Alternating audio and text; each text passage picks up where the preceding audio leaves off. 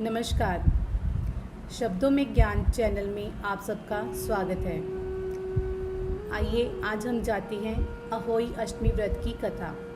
अहोई अष्टमी व्रत महिलाएं संतान की लंबी आयु के लिए पूरे दिन निर्जला व्रत रहेंगी और रात्रि में तारा देखकर व्रत खोलेंगी। अहोई अष्टमी देवी अहोई को समर्पित त्यौहार है, जिन्हें अहोई माता के नाम से जाना जाता है। महिलाएं अपनी संतान की लंबी आयु और परिवार की सुख समृद्धि के लिए माँ अहोई, भगवान शिव और माता पार्वती की पूजा अर्चना करेंगी। आइए जानते हैं अहोई अष्टमी व्रत की पौराणिक कथा। पौराणिक कथा के अनुसार प्राचीन समय की बात है। एक नगर में एक साहूकार अपनी बेटी के साथ हंसी खुशी रहता था। एक दिन की बात है, साहूकार की बेटी मिट्टी काटने गई। जहाँ वह मिट्टी काट रही थी, ठीक उसी स्थान पर स्याहू अर्थात साही अपने 7 बेटों के साथ रहती थी। मिट्टी काटते हुए गलती से साहूकार की बेटी की खुरपी के चोट से स्याहू का एक बच्चा मर गया। इस पर क्रोधित होकर स्याहू ने कहा, मैं तुम्हारी कोख बांझ कर दूंगी।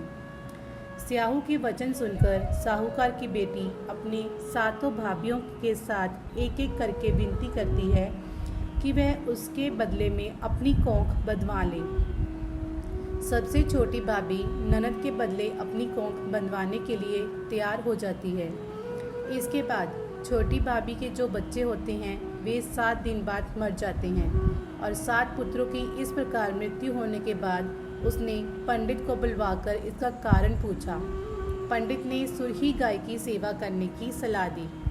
सुरही सेवा से प्रसन्न होती है और छोटी बहू से पूछती है कि तू किस लिए मेरी इतनी सेवा कर रही है और वह उससे क्या चाहती है। जो कुछ तेरी इच्छा हो वह मुझसे मांग ले। साहूकार की बहू ने कहा, स्याहू माता ने मेरी कोख बांधी है जिससे मेरे बच्चे नहीं बचते हैं। यदि आप मेरी कोख खुलवा दो तो मैं आपका उपकार मानूंगी। गाय माता ने उसकी बात मान ली और उसे साथ लेकर 7 समुद्र पार स्याहू माता के पास चली गई। रास्ते में थक जाने के कारण दोनों आराम करने लगे। अचानक साहूकार की छोटी बहू की नज़र एक ओर जाती है। वह देखती है कि एक सांप गरुड़ पक्षी के बच्चे को डसने जा रहा है और वह सांप को मार देती है। इतने में गरुड़ वहां आ जाती है और खून बिखरा हुआ देखकर उसे लगता है कि छोटी बहू ने उसके बच्चे को मार दिया है। इस पर वह छोटी बहू को चोंच से मारना शुरू कर देती है। छोटी बहू इस पर कहती है उसने तो उसके बच्चे की जान बचाई है।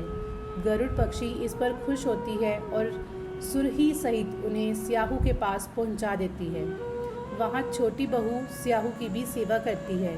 स्याहू छोटी बहू की सेवा से प्रसन्न होकर उसे 7 पुत्र और 7 बहू होने का आशीर्वाद देती है। स्याहू छोटी बहू को 7 पुत्र और 7 पुत्र वधुओं का आशीर्वाद देती है और कहती है कि घर जाने पर तू अहोई माता का उद्यापन करना। 7 अहोई माता बनाकर 7 कढ़ाई देना। उसे घर लौट कर देखा तो उसके 7 बेटे और 7 बहुएं बैठी हुई थीं।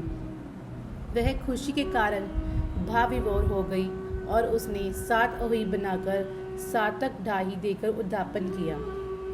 बोलो अहोई माता की जय।